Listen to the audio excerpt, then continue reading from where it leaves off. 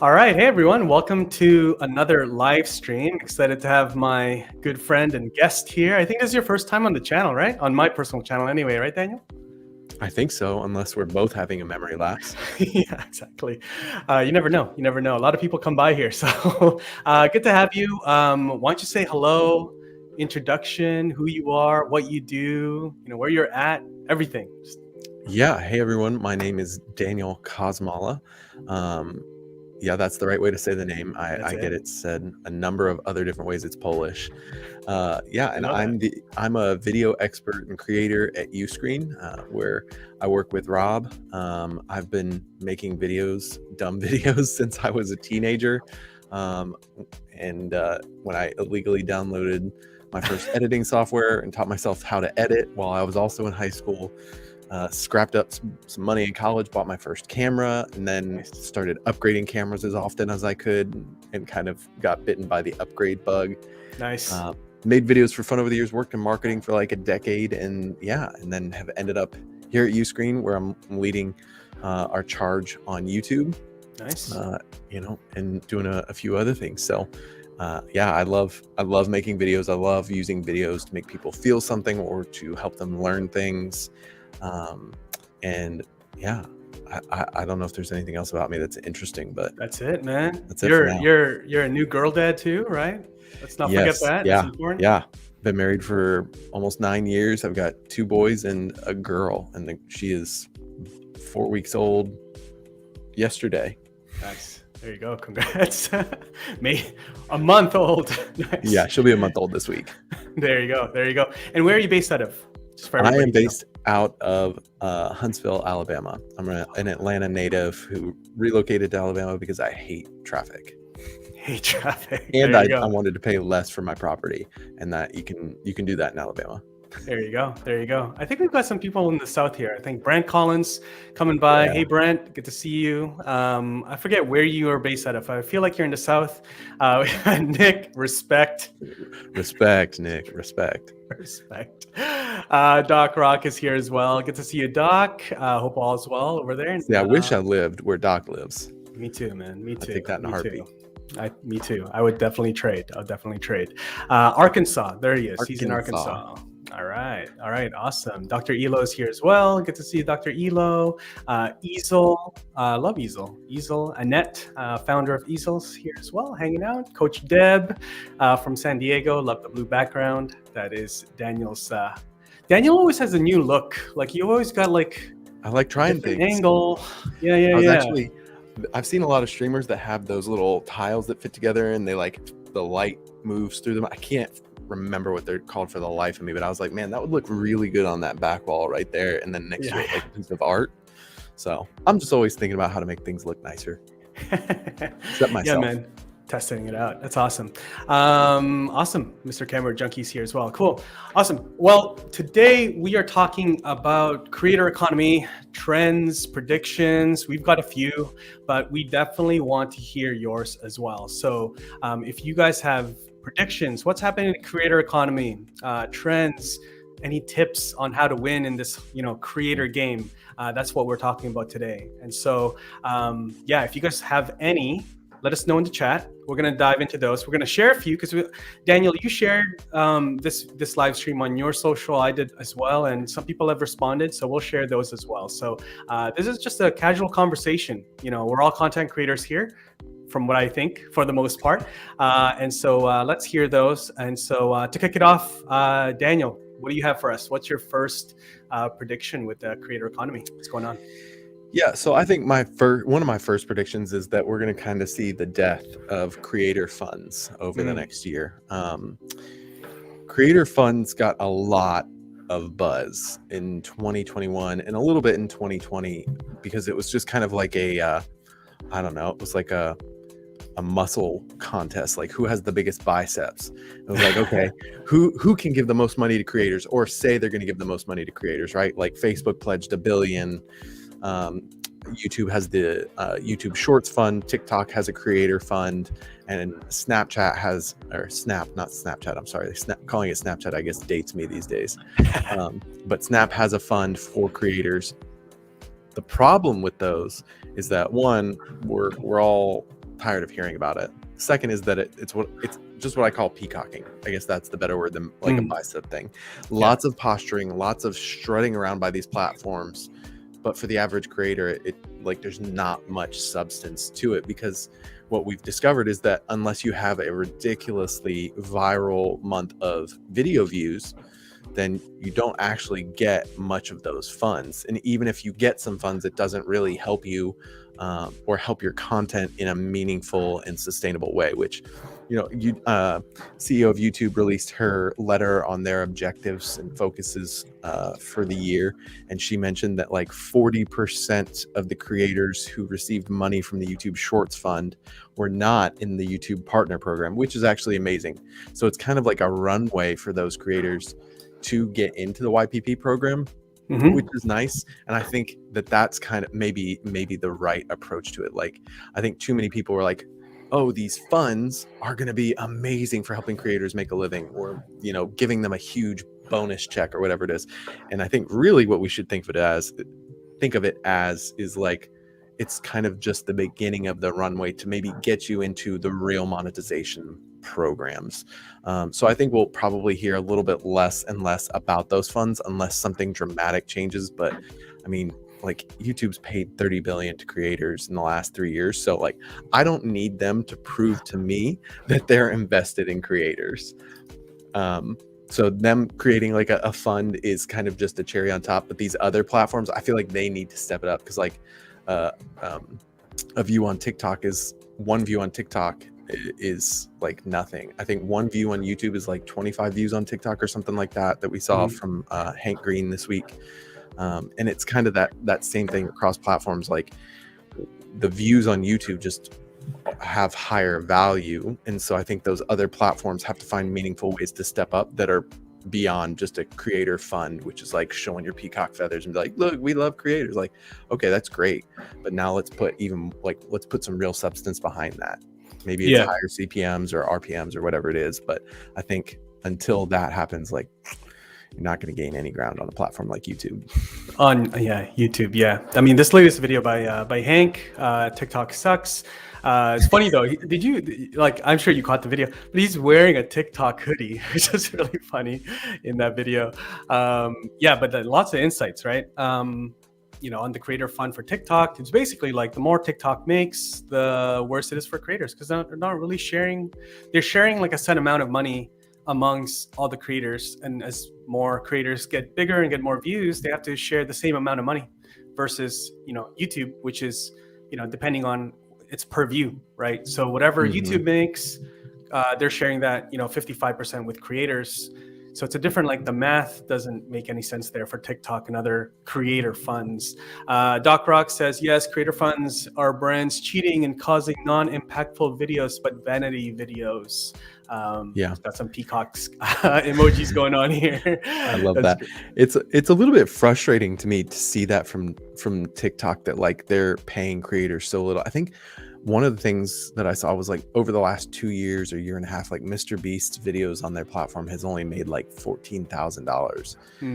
Like, you compare to the millions he's making from AdSense on YouTube. It's just like, how I understand the mediums are dramatically different, long form versus relatively short, but there's got to be a way for them to I think they have to fill that gap to figure out how to better incentivize creators, or they're going to churn them to those other platforms that will pay creators.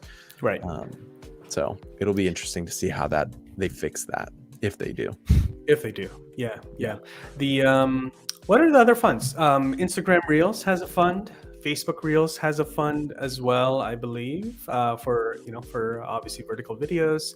It's kind of a fight for that whole, like, where can you make the most money? Like, do you think creators are like, in general, thinking about which platform will pay me the most? Or is it like, where can I grow my audience the most?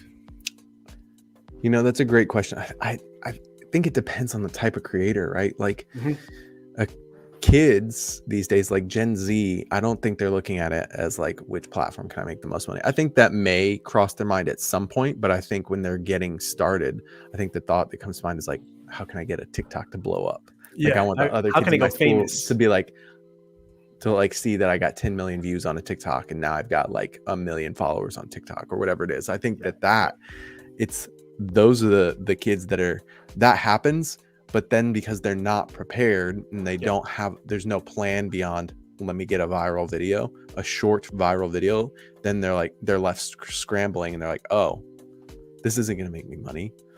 It's kind of like the YouTubers back in the early 2010s. They're like, YouTube's going to make me rich. And with clickbait or whatever it was. And it did briefly. And then they were all like, oh, wait, now what? Yeah. Or like the creators on Vine who got massive followings on Vine.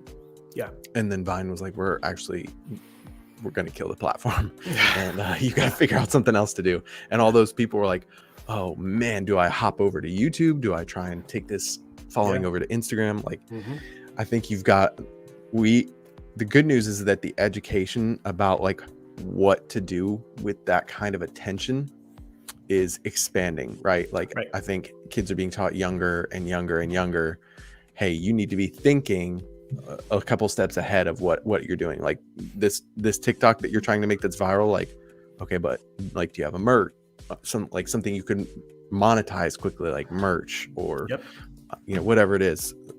So it'll be interesting to figure all that out. It's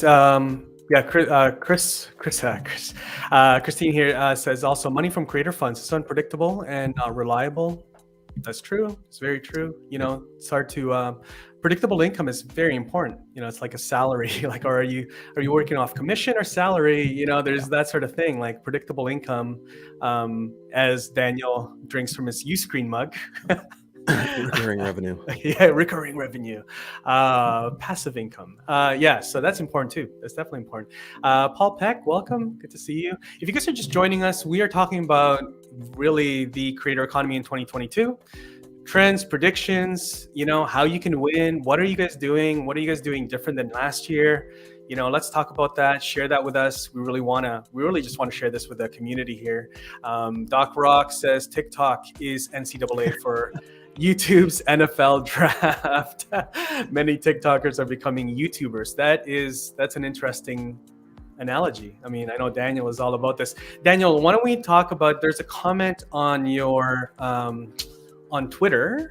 Yeah. Somebody here, let me just pull it up, from Lindsay, I believe. Here it is. Oops, sorry, there you go.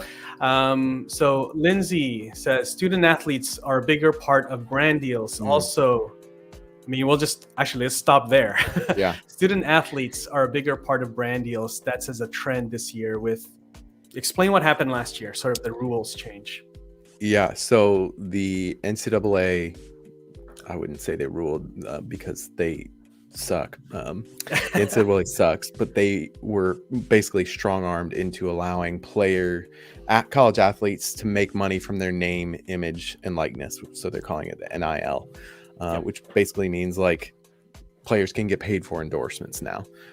Like the schools can't pay them to come to the school and play, which is probably still happening and has kind of always been happening under the table.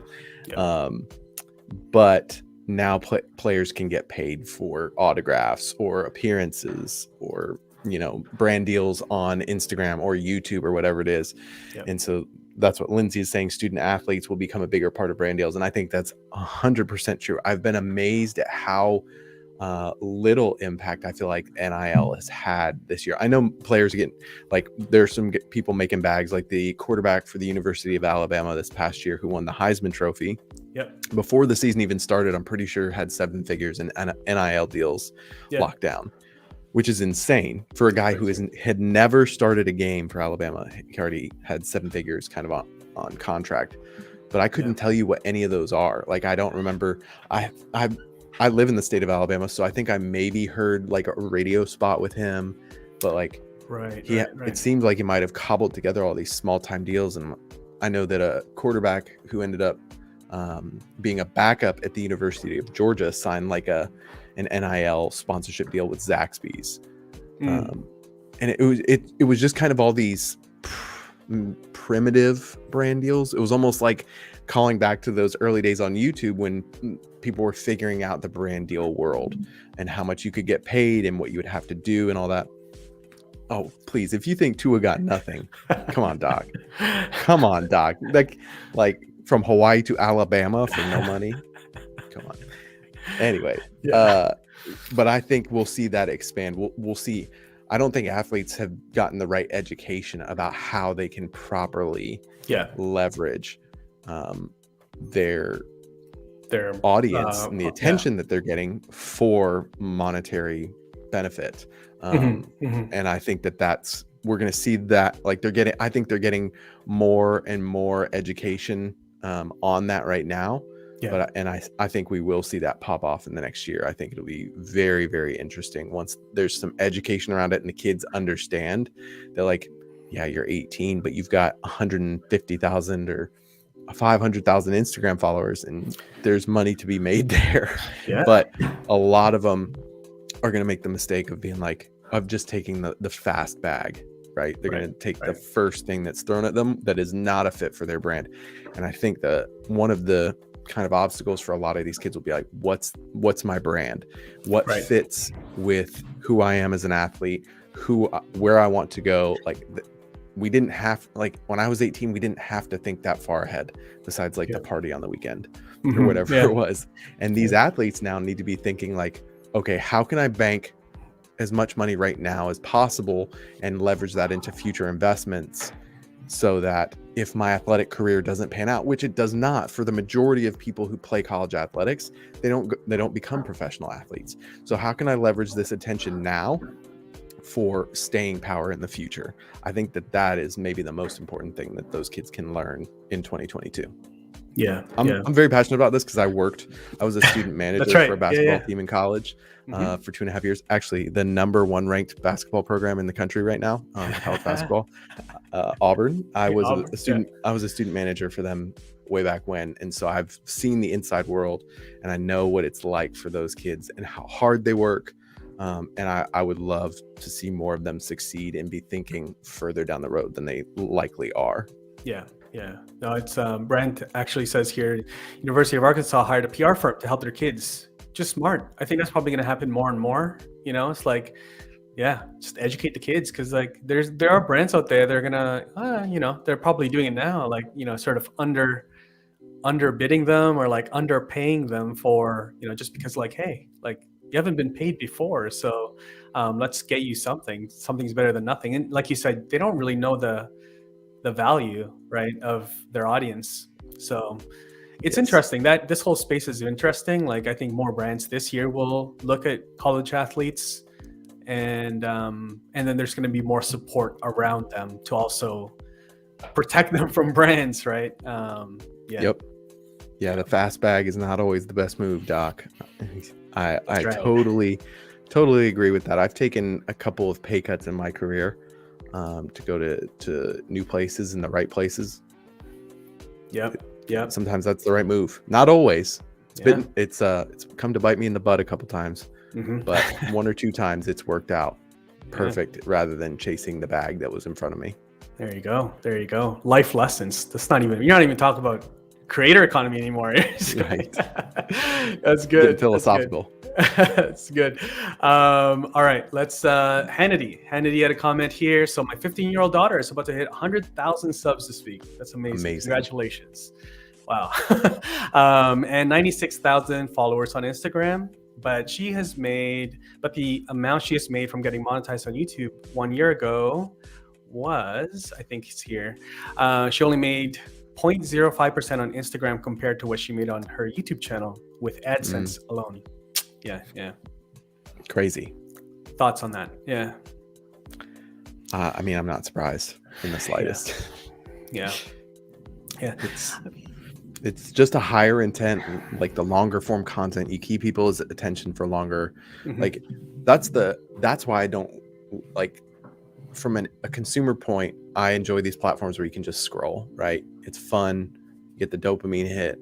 You see a lot of fun stuff, see some cool stuff, learn a couple things.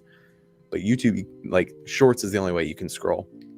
Otherwise, you're picking a video and you're watching it for however many minutes, and that's you just can't beat that right now. I heard somewhere that if you guys are listening, if you guys know they're like I've heard some rumors that YouTube is trying to figure out a way to monetize shorts, like sort of like, but it's so quick. I don't know how you even insert like a 10-second ad in the middle of a shorts. That's like some shorts are 10 seconds. So it's like the ad is as long as the short. I think it has to be on the mobile version. It has to be like TikTok, right? Where it's you're swiping from one short to a next and you get an ad in between the two. Yeah. That's so then.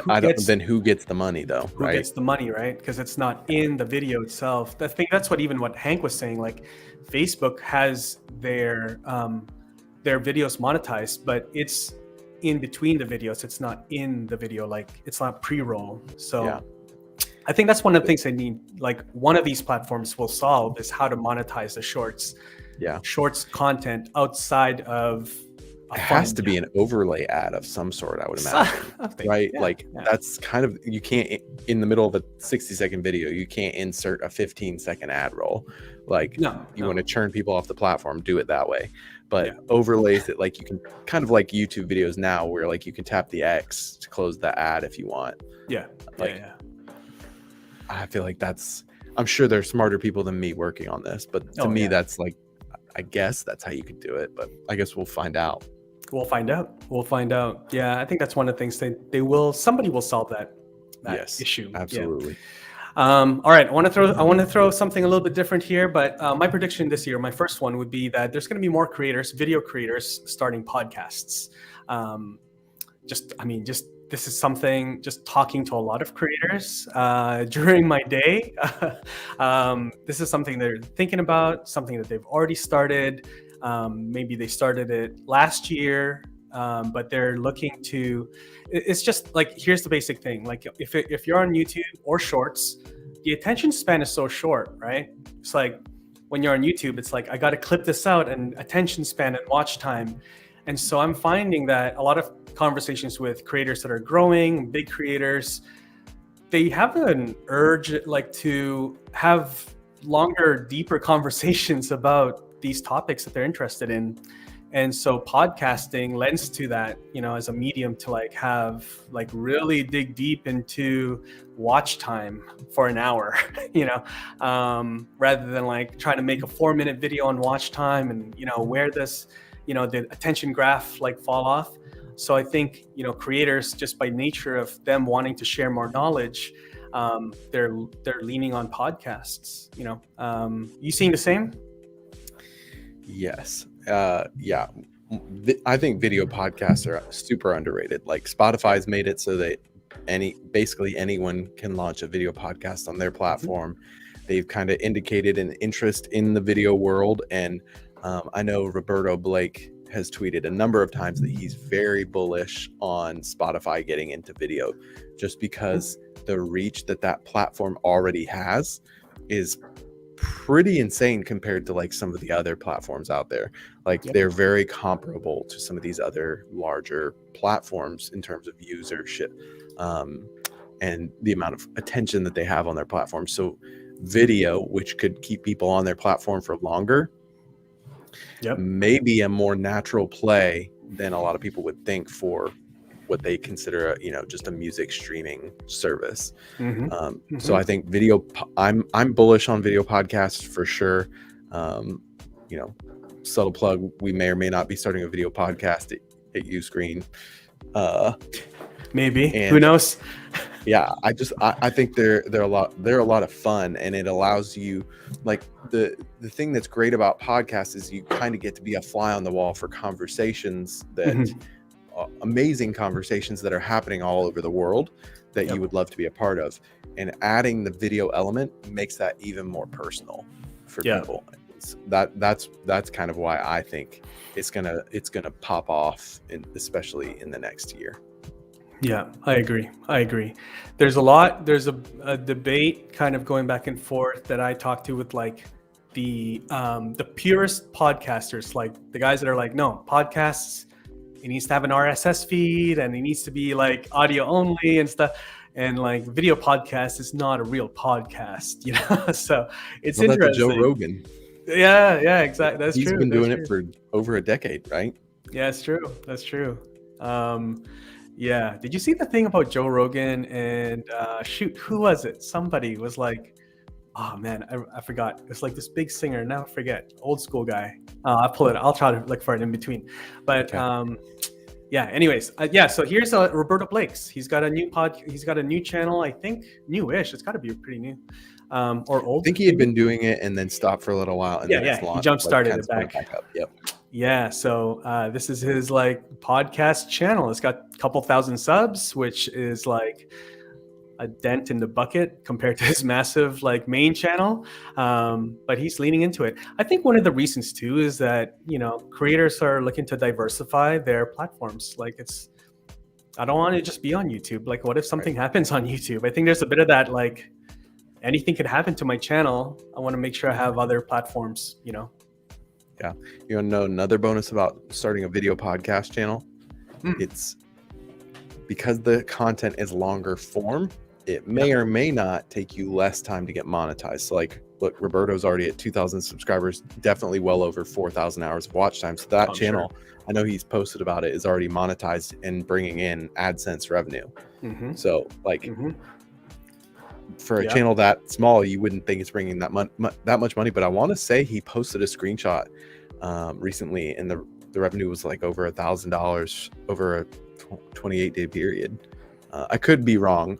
I'm just remembering snippets in my head, and I do not have a photographic memory. Yeah. But like, because of the longer form content, you can get monetized with what may feel like a little bit less effort than a regular YouTube channel where you're posting 7 to 15 minute videos and really grinding through launching that channel. Right. Podcast kind of, if you have the right topic and the right people, it draws them in and keeps them watching for those long periods of time. Yeah, I agree. Yeah, thanks, Paul. This is it. Yeah, Joe Rogan and Neil Young. A bit of a scuffle with a bit of a thing. So yeah, look it up if you guys want some creator drama going on. Joe Rogan and Neil Young, Spotify. Look it up. It's pretty interesting. I was reading it while I was waiting for my kids to get out of school. Yeah. All right. So we got Hannity, Roberto Blake's content and podcast too. Awesome. Doc Rock, purist always lose. Remember how again the West Coast offense people. Now it's just football. Now everyone is anti-Army. I know it's coming. Is Marcus Mariota even playing football anymore, Doc? I'm so sorry. Listen, I promise I love Hawaii, but is he even playing football these days? I know, right? I know. Coach Deb says podcast Army can come back. Yeah. So and Doc Rock, I missed this one. First month on Uscreen, over 3,000. So my A7 IV is already paid. Great. Amazing. That's awesome. Amazing. Congratulations, Doc. That's amazing. Yeah, congrats, man. That's awesome. All right, let's keep the ball moving here. What's your next prediction? Yeah. My next prediction. Can you pull it up? I don't remember what you would put for the title. Yeah, I think the working relationships between brands and creators is just going to continue to get refined and redefined. It's kind of like I've talked about a few times already tonight, but the way that the relationships between brands and creators used to be is that it was weighted in favor of the brand. The brand could kind of set the terms and set the price because the creators didn't really know how to quantify the value that they were bringing, and that's kind of flip-flop now, right? To the point where for a while it seemed like things were pretty even, and now I would say that is shifted towards like the creators have realized they're in control because they know the value they bring to the table, they know who their audience is, they know what their audience needs and wants, and they know the brands that want to reach their people. And so we're seeing creators finally kind of step into the ownership of that audience and be a real gateway to taking control of brand deals in a little bit more of a productive way. And I think brands have to get smarter with how they integrate into creators' content, because I think all of us would say that we could go we could go the rest of our lives and never see another ad or brand spot for Squarespace, a VPN service, or Skillshare, and we'd probably all be fine. And we honestly, we've probably all seen so many, we could probably recite those brand deals by heart at this point in some capacity. So I would love to see those, especially those kind of legacy brands. Like Squarespace has been around what seems like forever. Like, and they've got such a creative platform. You're telling me they don't have people that can't like to work with creators and come up with way more creative integrations for those deals. Like Shopify is doing a great job with Colin and Samir. I'm pretty sure they've signed like a long-term deal with them, whether it's a year or what, but like they're fluidly working those deals into Colin and Samir's videos or a little section into the publish press that meets that audience where they are, rather than just being like, we're Shopify, we help you sell things, you need our platform to help you sell things so we can make money from you making money. No, it's like it's much more fluid. It's like, hey, here's actually how we're helping creators and what we do to make sure that that's a priority for us and how we think we could help you. Like I think that just has to be well thought through for brands. Like I'm so sick of VPN service ads and brand deals. So sick of it. And I know it can be tough when you've got a huge bag of money being thrown at you, like a 6-figure deal for a year-long contract is really hard to say no to when they're telling you, hey, you've just got to say this 30 to 60 second ad spot in every few videos. But when you go and look at your retention graph and it's like, you know, it's level and then it goes and plummets and then kind of pops back up a little bit before, during, and after your brand spot, like that's a clue that maybe there's work to be done there. I think the other thing that's really important that creators aren't thinking maybe big enough or far enough out is, how do I become my own brand deal? And I've heard Daryl Eves talk about this before and kind of preach on this, but rather than promoting other people's products, what product can I create?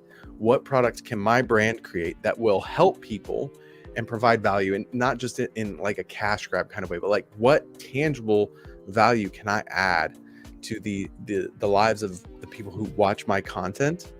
And then how do I turn that into my business, right? Like how do I become my own brand deal? I think Shalma NYC, who is a foreign language YouTuber. He's a white guy from New York, but he speaks a ton of different languages. He's very fluent in Mandarin. And so like he posted a video this week and he always does ad spots for Raycon ear pods or whatever it is. But then one of these past videos, he did a brand deal about him teaching language courses or how he approaches languages.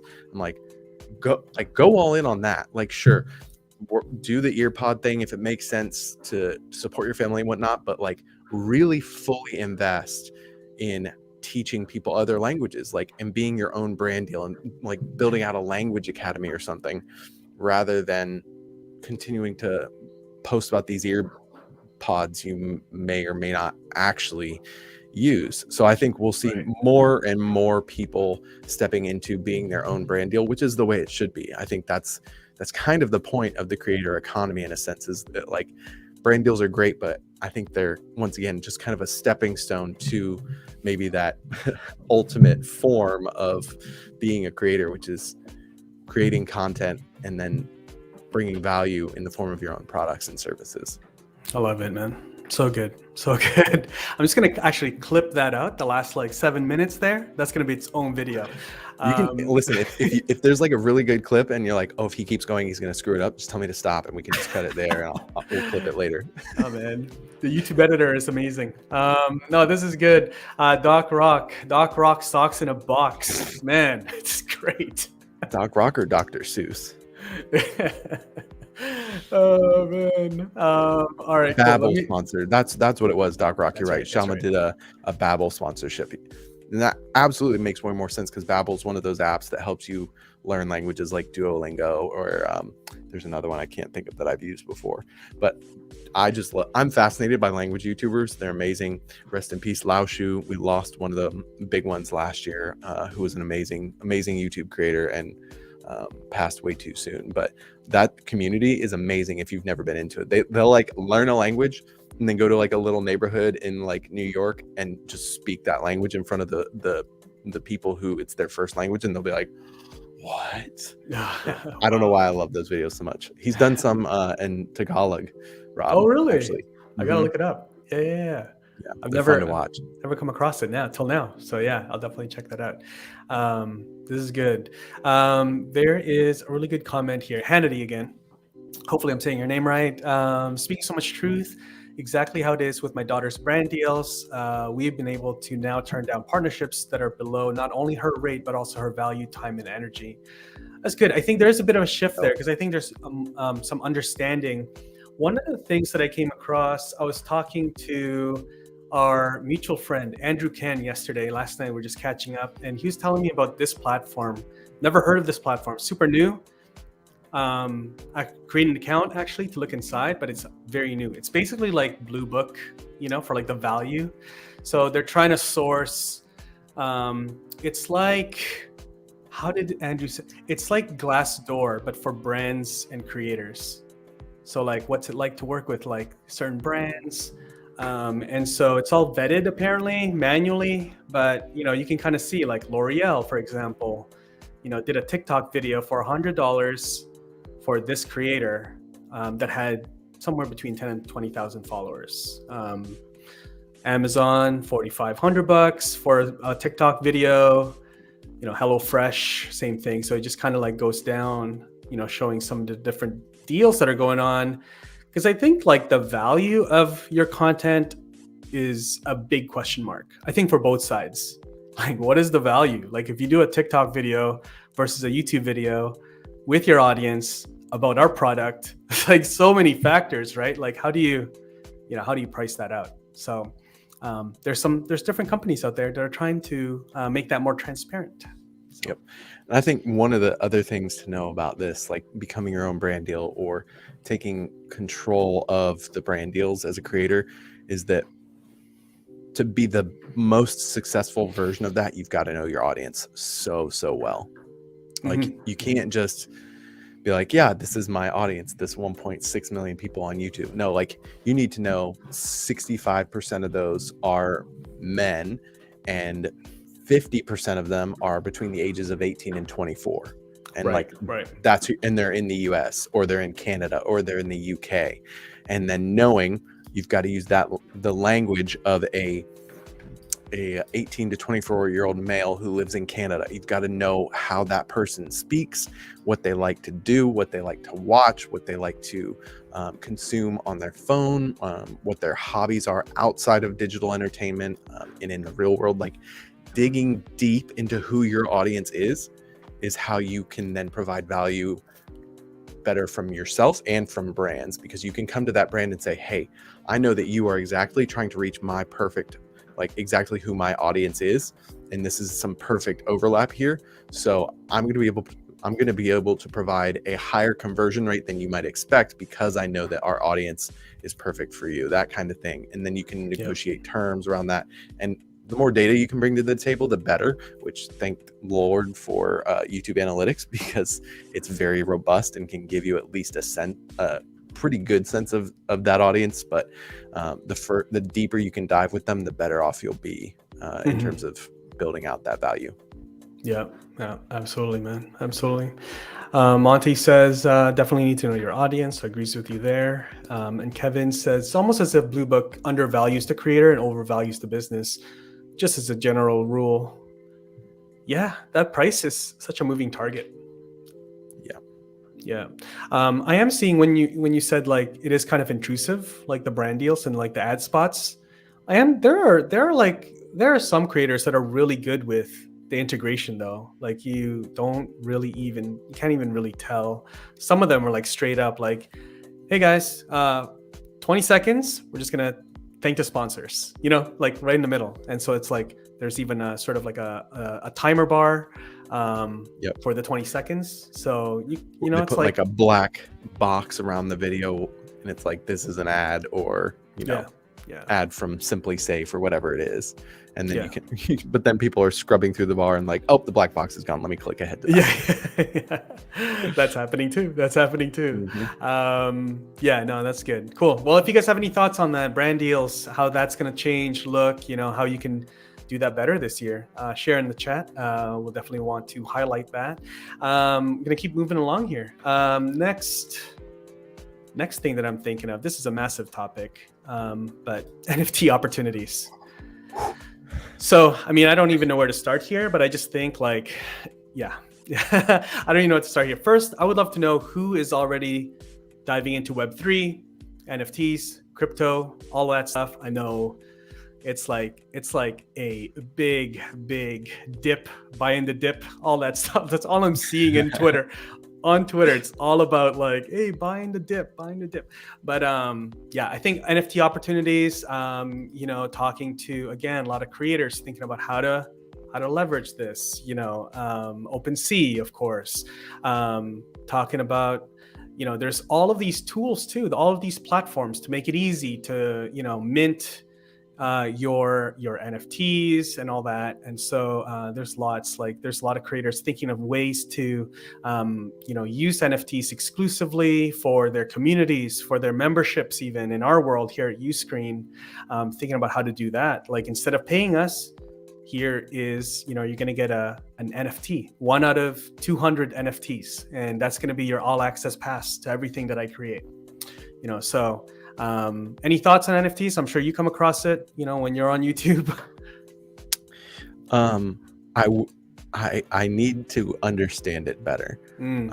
I think it is going to be, it's going to be big, obviously, but it's one of those things I haven't had the time or put in the time to fully understand it. And I feel like I feel like that's on me. I think a lot of people are just going by headlines and news articles and Twitter postings and whatnot. And I would prefer not to do that on that topic. I understand the general concept, but I'd like to understand the hard facts of NFTs and blockchain and Web3 and all that kind of thing. 'Cause I've seen some amazing stuff and how it will all work. And I've heard people explain kind of vaguely how it can integrate into the creator economy.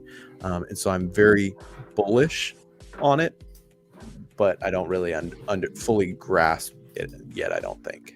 Right. Yeah. I think so. I'm there too. I'm there too. I'm just trying to figure this out, watch some videos and really start binging. I know Eric did that ping pong tournament a while back that involved NFTs in some capacity that people that own them now have access to whatever through that. Gary Vee did his V friend. That's the one that I understand maybe the best is the V friends, which Gary Vee minted 300 V friend NFTs. Yep. It might have been more than that. But if you own a V friend, then you can go to a specific conference like that. It's basically your entry pass having an NFT to that conference. And then it's kind of an open market in terms of reselling them and whatnot. So I'm sure there's way more to it than that, but that's one of my vague understandings of it. I'm very interested in it. Yeah. Same. Very good. Yeah, I think this is one of the things. Actually, I am thinking of bringing on somebody that understands it. I talked to one of our partners today, Daniel, and he it's really interesting. His channel is all about online business and how to build memberships. Obviously, he's talking about Uscreen, how to build streaming apps. But over the break, he created just, a handful of Web3, NFT, crypto type of videos.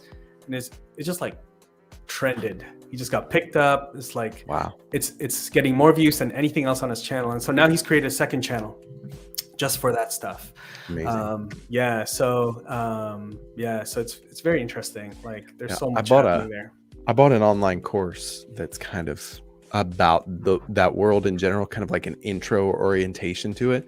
I just haven't had time to dig into it yet, but I was like, I'm gonna go ahead and buy this. It's from a reputable source, and let me do this as the beginning of my education. So I need to make time to do that.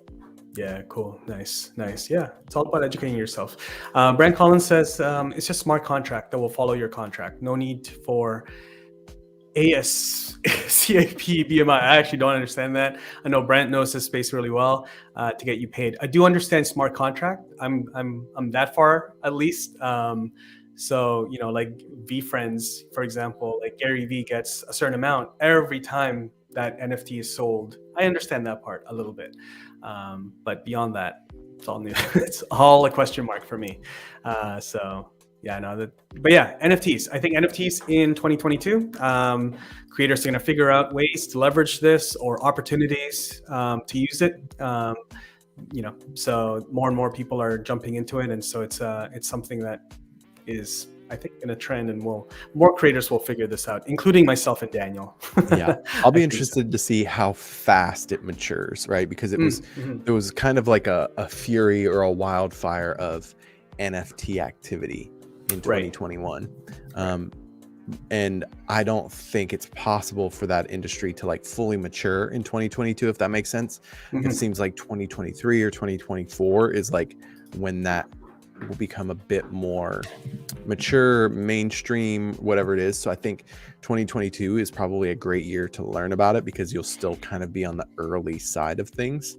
But yeah, I'm excited about the potential for it, because the general abstract concept of it all, the weird noise behind me, general abstract concept of it all is fascinating. But again, it's all just, I think, about education. And I think if it's one of those things where you have to be educated and you've got to understand it, or you're gonna, you know, end up in a world of hurt. Yeah, absolutely. Well, there you go. If you guys have any NFT resources, anything like that, send it our way. Yeah, you can tweet, Instagram us, LinkedIn, me or Daniel. Yeah, we're clearly looking to learn more about this space. So yeah, let us know. Kevin says, closest I am to Web3 is getting an Oculus while still researching everything else. Yeah. Oculus is on my wish list. I need to figure that out too, because obviously that's our space. You know, somebody was showing me, one of our partners, Daniel, on the call, that she's starting to do her mastermind workshops in the metaverse. And so she's got an Oculus, she's got a special whiteboard, and everybody's sitting around a table at a beach. Meta beach. Yeah, and she's got the whiteboard and doing her thing. So have you ever worn one of those headsets though? I have, maybe a little while ago. They're so hot. Like yeah. I wore one once and I got so sweaty. They got to figure that out for me, please. Like, make it into sunglasses or something first. Yeah. Or yeah, get some air conditioning in that thing. It was hot. Does it? Oh man, no. Yeah, maybe I didn't wear it long enough. Yeah. Speaking of Oculus Metaverse, I think Doc Rock, you're in the house. Ecamm. I don't know. Can you guys can do that on? Can you use Ecamm? I heard somebody doing a live stream using Ecamm with an Oculus or something. I don't know. I may be not remembering it right, but I remember something like that. Somebody was testing that out. My Meta Beach is across the street. Yes. One day we should visit Doc Rock in Hawaii. Why are there not more conferences in Hawaii? I don't know. I asked Doc that, like, I don't know, last year. I'm like, is there anything happening in Hawaii that we can have a good excuse to visit you? But there should be like a video conference in Hawaii. That'd be awesome. All right. So Doc Rock says Nifty Alpha. Just had them on my show. Cool. We'll check that out. Prediction here from Doc Rock. Quality of social video will get higher. People are starting to understand crusty videos versus the polished videos. Now the audience is here. They will want better videos. Yeah. I think that's a polarizing opinion. I think some people are trying to make it simpler. Some people are definitely leveling up. Yeah. Where do you stand on that? It's tough. That's like that. Peter McKinnon kind of did a video about this where he shot. It was some sort of ridiculous coffee brewing equipment that he had, and he shot the same video on his super high-end mirrorless camera, and then shot the same thing on his iPhone. Yeah. And then posted those to see which one would perform better. And I think it was on TikTok. It might have been TikTok and Reels. I don't remember specifically, but the one he shot on his phone performed better because the the highly produced one with his really nice camera, everyone saw it and immediately thought this is an ad for that piece of equipment, when it was really him just displaying this piece of coffee brewing equipment that's like, it's basically an automated little thing with all sorts of contraptions. But they preferred watching the one shot on the iPhone because the quality was just a little bit less and looked more authentic, and like somebody had shot it handheld rather than, you know, on a polished shoot. So Yeah. Doc, I understand what you're saying, that people are pushing back on the quality. I think it depends on the platform. Like YouTube, if you see trash quality video, you're like, next. Or you just assume it's like the Charlie bit my finger video from like 2009 or whenever it was. Whereas on TikTok, if you see a polished video, you're like, somebody's selling me something. Yeah, what are you In the iPhone videos, you're like, oh, this is the dude in the Walmart parking lot who is getting attacked by a Karen or whatever it is. Like, there's just that level of authenticity that comes from it. So I think it kind of depends on the platform at this point. That'll obviously change. Everything is always changing and shifting, but for now, that's kind of where my head's at. Yeah, no, I agree. I was talking to, no, actually, I wasn't talking to, I was listening to this guy. He was like in his early 20s, and he's like, yeah, man, I do everything on my phone because my audience is also in their early 20s, and they like that content better because they feel like they can create something similar. So it's not like, they're not like, oh, that's too hard to create. You know, it's like, oh, cool. Like I can just use my phone like this guy that I'm following. So it depends on your audience, depends on the platform. But we both do love our gear though. Like I was gonna say, it's interesting, like the world you grew up in, because like as a kid growing up, you know, I idolized movies. Like for a while in high school and college, I was like, yeah, I want to make movies or be involved in making movies. And so I like obsessed over the gear they used and be super interested in that world, which is crazy high end. Yeah. And now, like, I mean, for the last 2 years, there have been no movies, right? So like kids have been not going to the movie, like high schoolers aren't going to the movie theaters with their friends on the weekend, on Friday night, which is all we did in high school and college, like movie theater, hang out, whatever it was. And instead, kids are like hanging out and watching TikToks or hanging out and making TikToks together. And so, it's not like they're watching these high-end quality productions. They're watching all of this content created on smartphones. Yeah, that's true. They have it in their pocket. They don't have to go out and buy a Sony A7S III or a Sony A7 IV. So it's a little bit of the changing of the guard in a sense. Yeah. I like what you said though. I think when you're on YouTube and you're live streaming, people do expect a bit of quality, right? Like what we're doing now, what Doc does, you know. Right. Like you don't want to go on Twitch or YouTube to see a live stream and it's like fuzzy, like my may or may not be like my last live stream where I had no internet, but different. We don't talk about that. No, I'm kidding. No, we don't talk about that. We also don't talk about Bruno, for those of you who've seen Encanto. Encanto, dude, my daughter is upset. Like we don't talk about Bruno beat out Let It Go on the billboard. Like, no way, really? Uh-huh. I can see that. It's higher on the billboard than Let It Go ever got. It's the highest a Disney song has ever been since The Lion King. Oh man, I did not know that, but I can see that. Anyway, yes, we shouldn't that's talk right, about Doc. Bruno. We don't talk about Bruno. It got real deep, man. On the weekend, my wife and my daughter were watching it, and they're like, and then they started watching all the YouTube like breakdowns of it, like what is really happening. And it's like there's all these life lessons. I'm like, what's happening here? Right. It's just, I don't know. Okay, we don't talk about Bruno. All right, let's go. Keep the ball moving here. All right, Daniel, you got one more. So why don't you take it? Because I think we're running out of time here, and I know it's late in your place. So the last one. Yeah, my last one is all about creator self-investment. Yeah. We've seen this trend. I think we've already started to see this kind of gain momentum in the last year or two, especially in light of the pandemic, which for a lot of people has taken a pretty strong toll on mental and emotional well-being. And like we all just want to feel good about ourselves at the end of the day. Like that's just a goal that everyone has. Like we want to feel good about ourselves. We want to grow personally and professionally, and we want to enjoy our lives. And I think that these are natural, healthy desires. And I think we're seeing people lean into that in a more balanced way than we have before.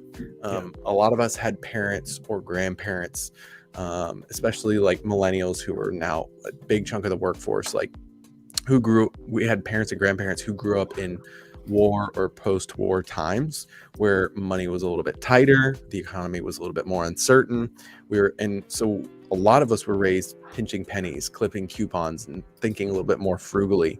And there's nothing wrong with that, but I think we're seeing a shift into investing a little bit more in ourselves and our future, and being a little bit more comfortable spending that big money for that high-end coaching or that really powerful online course or that membership that's going to push you over the edge.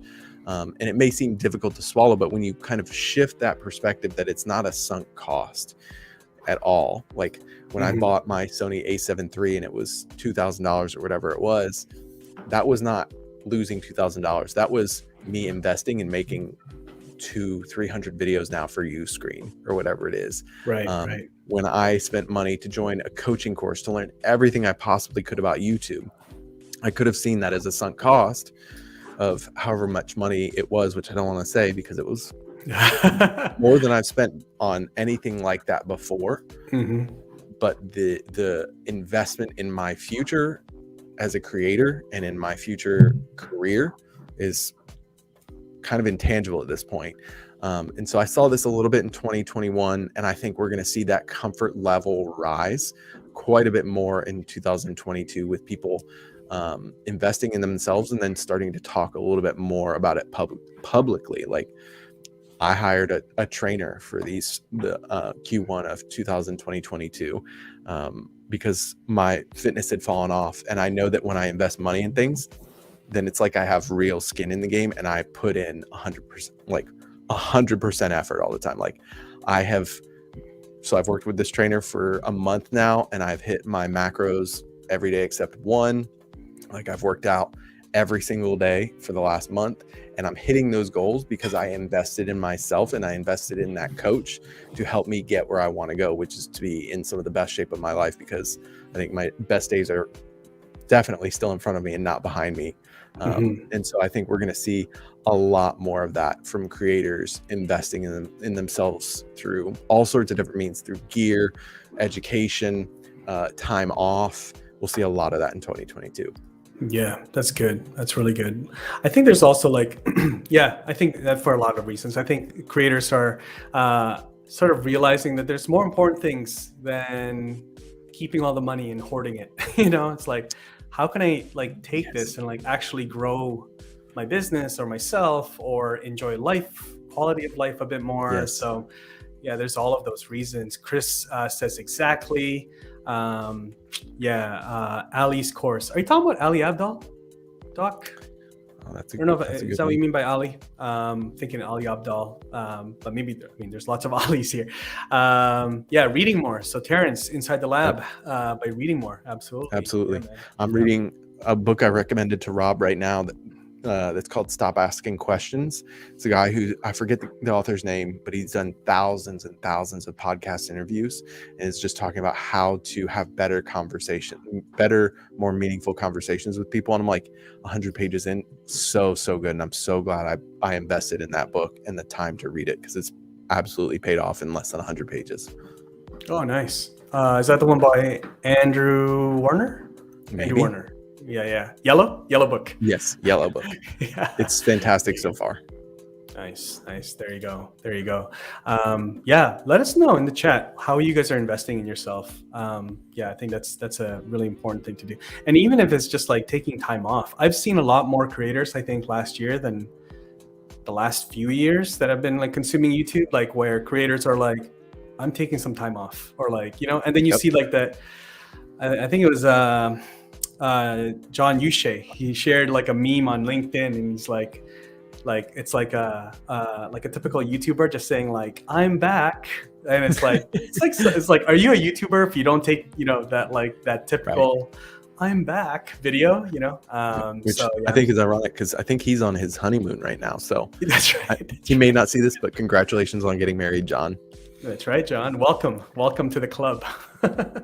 Awesome. Yeah. So yeah, he's Doc's referring to Ali Abdal's course. That's awesome. Very good. Ali Abdal is that's another guy. I think you were gonna say something. I think we were talking about it about like I forget what it was, but Ali like literally he dropped his medical career, right, to become a full-time creator. That's how he got started by making videos about becoming a doctor. Finished med school on YouTube. Yeah. And now I was like, I'm not going to be a doctor anymore. I'm going to be a creator, which is fine. Yeah. I think it's amazing because that's kind of one of those legacy professions, right? Like spend a ton of money, become a doctor, but then make a ton of money for the next 40 years or however long you're practicing medicine. And instead of going that route, which is so traditional, he's going the route of creator because he sees more upside there, which is amazing. Yeah. It's such a testimonial for him. So I wonder how many like people quit medical school and just told their parents, I'm going to be a full-time YouTuber. And they're like, that's not a thing. And then they just showed Ali like, but he's doing it, right? You know? Right. Exactly. Exactly. Yeah. My wife is in the medical field, but if she told me she was going to leave to go become a YouTuber, I don't know if I would, I would always support my wife, but like I'd be like, you don't ever like being on camera ever. How would that, I don't know if this is a good choice. I love you. I'm gonna make like a chill hop channel, man. Like faceless chill hop channel, you know? Yeah. There we go. That's it. That's it.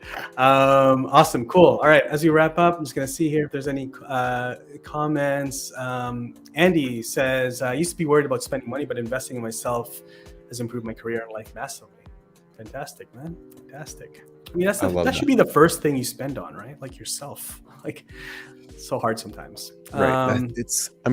You and I both know this because we're both parents, but they always, the old way of looking at things used to be like, always make sure your kids are taken care of first, which I totally understand as a parent. Like kids come first with just about everything. Like when a kid's sick, you want to take care of them. But like if you don't take care of yourself and you get yourself sick, so you can't take care of your kids, which is a bigger problem. Exactly. So investing yourself, man, is so underrated. Andy, I love hearing that. Yeah, love hearing it. It's really good. Very good. Cool. Coach Alan De Leon, watching from the Philippines. My people, man. Welcome. Good to see you here. All right, let's see. What else do we have? I think that's it. Sammy says every YouTuber has to make the I'm back from this break video. And Doc Rock, I don't know if you knew this. Doc Rock was actually a medic. Wasn't it, Doc? You're a medic. Amazing. Yeah, back in the service. So listen, when is somebody writing an autobiography about Doc? Because I'd read it. Yeah, man, I would. We spent an hour talking, and I was just like, documentary. I still have so many questions. I know. I have so many questions. Every answer leads to more questions. There you go. Awesome. Okay, well, we're gonna wrap this up. Thanks so much, Daniel. Where can people connect with you, learn more about everything that you're doing, and follow your story? What's the best way? Yeah, of course. At Daniel_Kosmala on Instagram, Twitter, Daniel Kosmala here on YouTube, which my YouTube channel is blank here, but it will not be that way forever or for very much longer. And then I'm over on the Uscreen YouTube channels just about every week. So love to connect with you on whichever platform is your favorite. Awesome. Yeah, sounds good. Well, thank you so much, Daniel. Thanks everyone for hanging out. It's been really fun. Hope you guys got something out of this. And if you guys have anything to add to the conversation, just add it into the comments and we'll check it out in the next live stream. All right, take care, guys. Thanks, Rob.